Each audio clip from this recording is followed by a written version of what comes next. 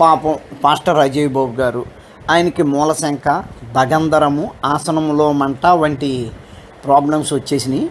ఆయన ఎవరో ఆయుర్వేద వైద్యుడి దగ్గరికి వెళితే గోమూత్రం తాగండి తగ్గిపోతాయి అని చెప్పారు. పాపం ఆయన గోమూత్రం కోసం వెతుకుతూ ఉంటే ఎక్కడా గోమూత్రం దొరకట్లేదు.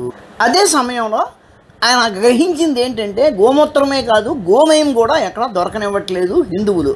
ఆయన ఏమనుకున్నాడంటే, అరే నన్ను గోమూత్రం తాగమన్నారు రోగం తగ్గడానికి, నేను దాని గురించి వెతుకుతున్నాను, అయితే హిందువులు గోమయం కూడా తింటారన్నమాట, అందుకే అది కూడా దొరకట్లేదు అని అది కూడా తిందామని ట్రై చేశాడు.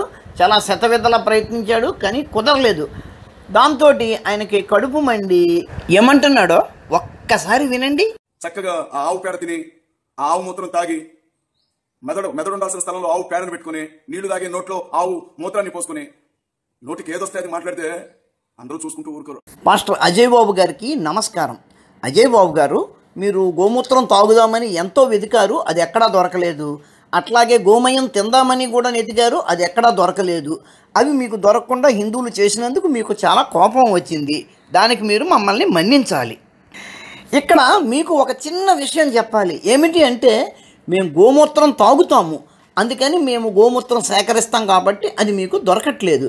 అట్లాగే మేము గోమయంతో పిడకలు చేసుకుని యజ్ఞ యాగాదులలో వాటిని ఉపయోగిస్తాం, అందుకని గోమయాన్ని తీసుకుంటాం, అందుకని అది మీకు దొరకట్లేదు, అంతేగాని మేము తినడానికి కాదు. అయితే మిమ్మల్ని ఎవరో ఆయుర్వేద డాక్టర్లు లేదా యునానీ డాక్టర్లు గోమూత్రం తాగండి గోమయం తినండి అని చెప్పినట్టున్నారు, వాటి కోసం మీరు వెతుకుతున్నారు. ఈ విషయంలో మీరు కంగారు పడవలసిన అవసరం లేదు. మాకు మా దేవుడు గోవుని ఇచ్చాడు, మీకు మీ దేవుడు పందిని ఇచ్చాడు.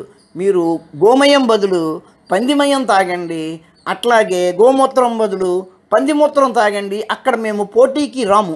అయితే మన అజయ్ బాబు గారి చర్చిలోని విశ్వాస సోదరులకు చిన్న విన్నపము. మీలో ఎవరైనా పందులు మేపే వృత్తిలో ఉంటే గనక ప్రతిదినము ఉదయము సాయంత్రము ఒక్కసారి మీ చర్చి పరిసరాలలో మీ పందులను తిప్పుతూ ఉండండి. ఆ సమయంలో అజయ్ బాబు గారు ఆ పందుల ఉచ్చలను పట్టుకుంటారు, ఆ పందుల పెంటను సేకరించుకుంటారు, వాటిని ఆయన తాగి తిని ఆరోగ్యాన్ని బాగుపరుచుకుంటారు. ఈ సాయం మీ పాస్టర్ గారికి చేయండి. మిత్రులారా, ఉంటాను. నమస్కారం. మతోన్మాదంపై రామబాణం.